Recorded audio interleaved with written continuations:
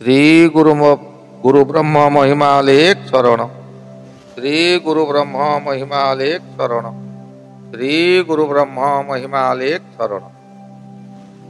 महिमा वास्तु सेवा YouTube channel तरफरु आपण मानकु स्वागत जणाई आरंभ करने को जाउछि 2025 मसीहाटी भारत और ओडिशा सकाशे किपरि रहिबो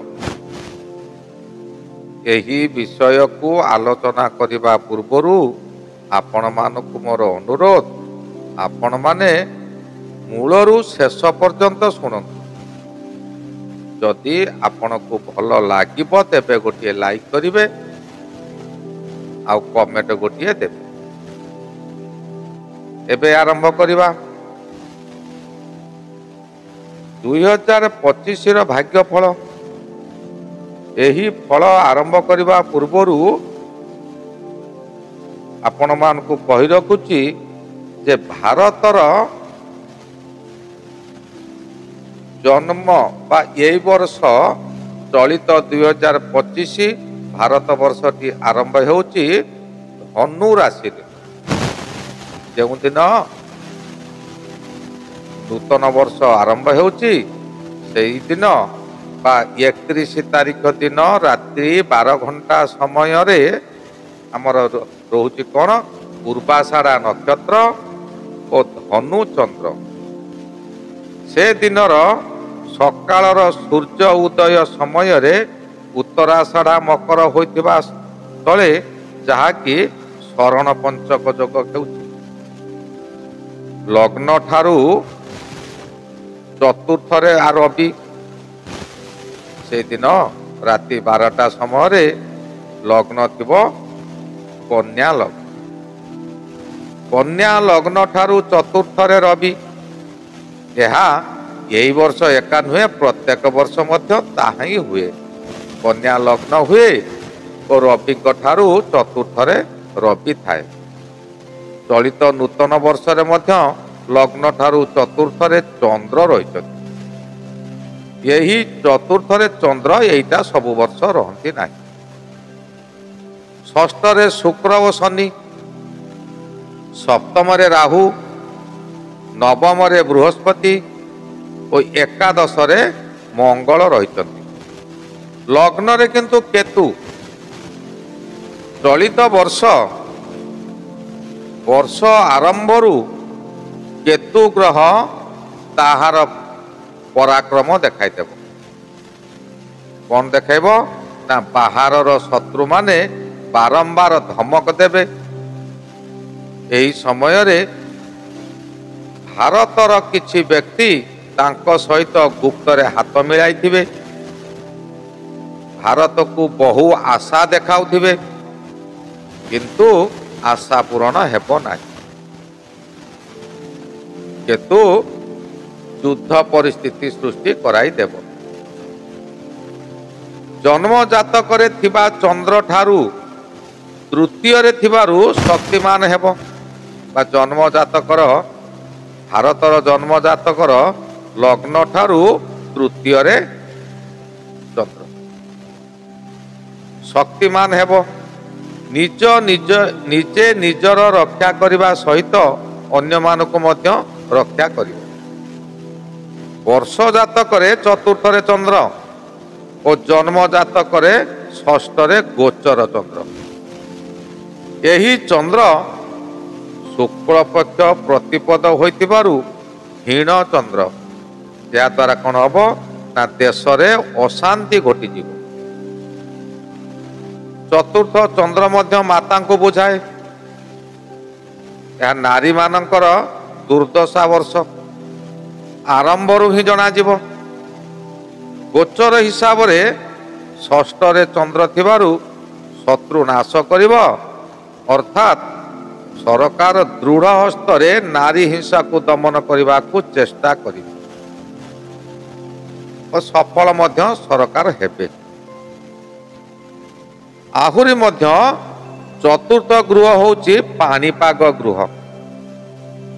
गोचर रे षष्ठ सैन्य विभाग चंद्र क्षीण थिबारु ସୈନ୍ୟ ବିଭାଗର ଶକ୍ତି ହୀନ ହୋଇଯିବ। ଧନୁ ରାଶି ଅଗ୍ନି ରାଶି ହୋଇଥିବାରୁ ପ୍ରାୟତଃ ମାସ ଆରମ୍ଭରୁ ଶୀତ ଉଭେଇ ଯିବ।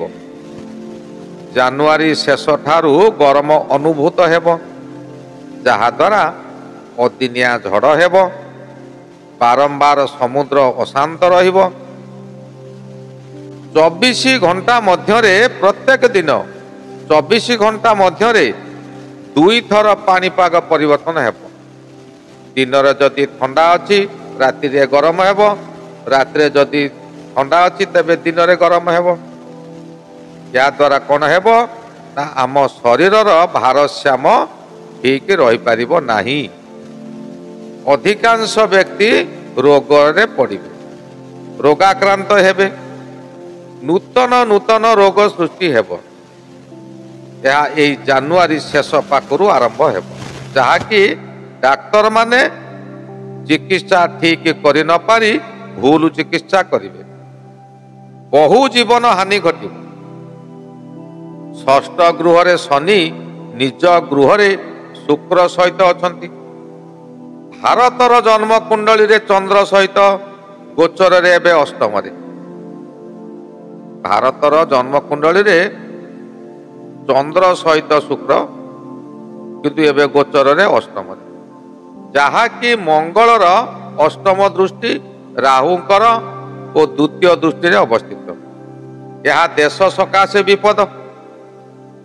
ଅଷ୍ଟମ ଗୃହ ପୁଣି ସ୍ୱାସ୍ଥ୍ୟ ବିଭାଗ, ସ୍ୱାସ୍ଥ୍ୟ ବିଗିଡ଼ିଯିବ। ମଙ୍ଗଳର ଦୃଷ୍ଟି ଥିବାରୁ ଅତ୍ୟଧିକ ଗରମ ଅନୁଭୂତ ହେବ। ମାର୍ଚ୍ଚ ମାସ 29 ତାରିଖରେ ଯେଉଁ ସମୟରେ ଶନି ରାଶି ପରିବର୍ତ୍ତନ କରିବେ, ସେ ସମୟରେ ବିଭିନ୍ନ ପ୍ରକାର ରୋଗ ହେବ ଓ ଅଂଶୁଘାତ ଜନିତ ମୃତ୍ୟୁ ସଂଖ୍ୟା ବୃଦ୍ଧି ହେବ। ଯେଉଁ ସମୟରେ ଶନିଙ୍କର ଉପରେ ମଙ୍ଗଳର ଦୃଷ୍ଟି ଥାଏ, ସେ ସମୟରେ ଦୁର୍ଘଟଣା ବୃଦ୍ଧି ପାଏ। ବାୟୁମଣ୍ଡଳରେ ସମାନତା ରହିବ ନାହିଁ। କର୍କଟ ରାଶିରେ ମଙ୍ଗଳ ଥିବାରୁ ଜଳ ସଙ୍କଟ ମଧ୍ୟ ଦେଖାଦେବ, କାରଣ କର୍କଟ ରାଶି ହେଉଛି ଜଳ ରାଶି, ମଙ୍ଗଳ ହେଉଛି ଗରମ ରାଶି ବା ଉତ୍ତପ୍ତ ରାଶି। ଜଳକୁ ଗରମ କରି ବାଷ୍ପୀୟ କରିଦେବ, କିନ୍ତୁ ପାଗ ଥଣ୍ଡା ନଥିବାରୁ ବର୍ଷା ହେବ ନାହିଁ। ଜାନୁଆରୀ 20 ତାରିଖ ଠାରୁ ରାଶି ପରିବର୍ତ୍ତନ କରି ମିଥୁନ ରାଶିକୁ ବକ୍ର ଗମନ କରିବେ। ମିଥୁନକୁ ଯିବା ଦ୍ୱାରା ଲଗ୍ନକୁ, ଚତୁର୍ଥକୁ ଓ ପଞ୍ଚମକୁ ଏହାର ଦୃଷ୍ଟି ରହିବ। ଏହା ଏକ ଭୟଙ୍କର ସ୍ଥିତି ଉପୁଜିବ। ଏହି ସମୟରେ କୌଣସି ନେତା ମନ୍ତ୍ରୀଙ୍କର ହୃଦଘାତ ଜନିତ ମୃତ୍ୟୁ ହୋଇପାରେ। ପ୍ରାୟତଃ ଜନସାଧାରଣଙ୍କର ମସ୍ତିଷ୍କ ବିକୃତି ହେବ। ମଙ୍ଗଳଙ୍କର ମକର ରାଶିକୁ ଅଷ୍ଟମ ଦୃଷ୍ଟି ରହିବ। ବର୍ଷର ପ୍ରଥମ 3 ମାସ ମଧ୍ୟରେ ଭାରତର ପଶ୍ଚିମ ଦିଗରେ ବାତ୍ୟା ଓ ଭୂମିକମ୍ପ ଆଦି ହେବ।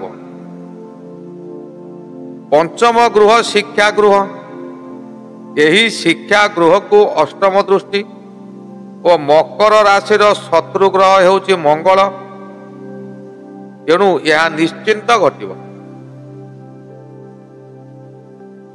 କର୍କଟ ରାଶି ଭାରତର ଜନ୍ମ ରାଶି। ଶୁକ୍ର ହେଉଛି ତାର ଘାତ ଗ୍ରହ। ସେହି ଶୁକ୍ର ଜନ୍ମ ରାଶି ଠାରୁ ଅଷ୍ଟମରେ ଭ୍ରମଣ କରୁଥିବାରୁ ଶୁଭ ଫଳ ମିଳିବା କଥା, କିନ୍ତୁ ଘାତ ଗ୍ରହ ହେତୁ ଭାରତର ସ୍ୱାସ୍ଥ୍ୟ ବିଗାଡ଼ି ଦେବ। ରାହୁ ମୀନ ରାଶିରେ ରହି ନବମରେ ଭ୍ରମଣ କରୁଅଛନ୍ତି। ନବମ ରାହୁ ପ୍ରତ୍ୟେକ ଧର୍ମ କାର୍ଯ୍ୟରେ ବାଧା ଦେବ। ସରକାର ଯେତେ ଯୋଜନା ମାନ କରିବେ ତହିଁରେ ବାଧା ଆସିବ। ବିଶେଷ କରି ରାହୁ ଗ୍ରହଙ୍କର ଦ୍ୱାଦଶ, ତୃତୀୟ, ପଞ୍ଚମ, ସପ୍ତମ ଓ ଓ ନବମ ଭାବକୁ ଦୃଷ୍ଟି ରହେ। ସେ ଯେଉଁ ଘରେ ଥାନ୍ତି ତାଠାରୁ ଏଇ ଘରକୁ ସବୁ ଦୃଷ୍ଟି ଦିଅନ୍ତି। ଭାରତର ଜନ୍ମ ରାଶି ଠାରୁ ଷଷ୍ଠ, ସପ୍ତମ, ଅଷ୍ଟମ, ଏକାଦଶ ଓ ତୃତୀୟ ସ୍ଥାନକୁ ଦୃଷ୍ଟି ଦେବ। ବୃହସ୍ପତି ଗୋଚରରେ ଏକାଦଶ, ଏହା ଶୁଭ ଫଳ ଦେବା କଥା, କିନ୍ତୁ ଏହା ଶେଷ ଭାଗରେ ଶୁଭ ଫଳ ଦେଇପାରିବେ ନାହିଁ। ଏହାପରେ ପୁଣି 2025 ସେପ୍ଟେମ୍ବର 13 ଠାରୁ ମଙ୍ଗଳ ମହାଦଶା ଚାଲିବ। ଜନ୍ମ ଜାତକରେ ଦ୍ୱିତୀୟ ମଙ୍ଗଳ ସ୍ଥିତି ଅଶୁଭ। 2025 ମାର୍ଚ୍ଚ 29 ତାରିଖ ଦିନ ଶନି ମୀନ ରାଶିକୁ ଯିବେ। ମୀନ ରାଶିରେ ପୂର୍ବରୁ 5 ଗୋଟି ଗ୍ରହ ଥିବେ। ଶନିକୁ ମିଶାଇ 6 ଗୋଟି ଗ୍ରହ ହେବ। ତାହା ପୁଣି ସେଇଦିନ କ'ଣ ଥିବ ନା ଶନିବାର ଥିବ, ଅମାବାସ୍ୟା ଥିବ, ଭାରତକୁ ଅଦୃଶ୍ୟ ସୂର୍ଯ୍ୟ ପରାଗ ଥିବ। ସେଇଦିନ ରାତ୍ରି 9 ଘଣ୍ଟିକା ପରେ ଚୈତ୍ର ଶୁକ୍ଳ ପକ୍ଷ ପ୍ରତିପଦ ହେଉଛି, ଯାହାକି ସୃଷ୍ଟି ଆରମ୍ଭ। ଏହି ସମୟରେ ସାରା ସୃଷ୍ଟିକୁ ବିପଦ ମାଡ଼ି ଆସିବ। ଏ ସୃଷ୍ଟିରେ ଗୃହ ଯୁଦ୍ଧ ଲାଗି ରହିବ। ପ୍ରତ୍ୟେକ ଘରେ ଘରେ ଗଣ୍ଡଗୋଳ ହେବ। ଏହି ଗଣ୍ଡଗୋଳ ବିଶେଷ ନାରୀମାନଙ୍କ ଦ୍ୱାରା ଅଧିକ ହେବ। ନାରୀମାନେ ଉତ୍ଶୃଙ୍ଖଳ ହେବେ, ବାହାରେ ଅର୍ଦ୍ଧଲଗ୍ନ ଅବସ୍ଥାରେ ବୁଲିବେ, ଖୁଲମଖୁଲା ଆହ୍ୱାନ କରିବେ, ଯାହାକି ଏ ଯୁବ ସମାଜ ନଷ୍ଟ ହେବ। ଆପଣମାନେ ଜାଣିଛନ୍ତି 4 ଯୁଗ ମଧ୍ୟରୁ ସତ୍ୟ, ତ୍ରେତୟା, ଦ୍ୱାପର 3 ଗୋଟି ଯୁଗ ଯାଇଛି। ଏହି 3 ଗୋଟି ଯୁଗ କେବଳ ନାରୀମାନଙ୍କ ସକାଶେ ଶେଷ ହୋଇଛି। ଏ କଳି ଯୁଗର ଏହି ସମୟ ପ୍ରାୟତଃ ଶେଷ ସମୟ, କିନ୍ତୁ ଶାସ୍ତ୍ର ମତରେ ହିସାବକୁ ଆଣିଲେ ଏହା ମାତ୍ର 5000 ବର୍ଷ। ଏହି 6 ଗୋଟି ଗ୍ରହ ସମୁଦ୍ର ରାଶି ଅର୍ଥାତ୍ ମୀନ ରାଶିରେ ଏକତ୍ର ହେଉଥିବାରୁ ସମୁଦ୍ରରେ ଭୟଙ୍କର ବାତ୍ୟା ସୃଷ୍ଟି ହେବ। ବାୟୁମଣ୍ଡଳ ଉତ୍ତପ୍ତ ରହି ସମୁଦ୍ର ପାଣିକୁ ଏପରି ଅଶାନ୍ତ କରିବ ଯେ ସମୁଦ୍ର ମଧ୍ୟରେ ଭୂମିକମ୍ପ ହେବ।